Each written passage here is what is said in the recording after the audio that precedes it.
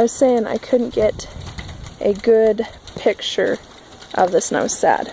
But it was just kind of drizzling a little bit ago. But it's coming down harder. So I'm going to come under the porch.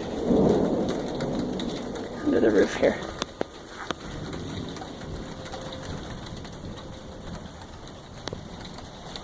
I'm just going to enjoy it. But I was also saying I was eating the apricots too. I didn't think that we would get any this year, but they have grown because we didn't have any blossoms on the tree. Usually the tree's covered in blossoms, but it's just on this side of the tree that we have apricots.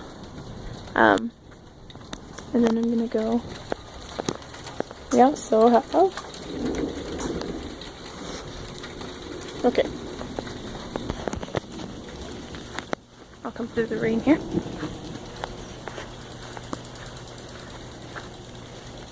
Well, that's cool sounding this way. Right here. Our apple tree.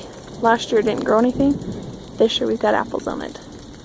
So, I'm excited that we're getting apples.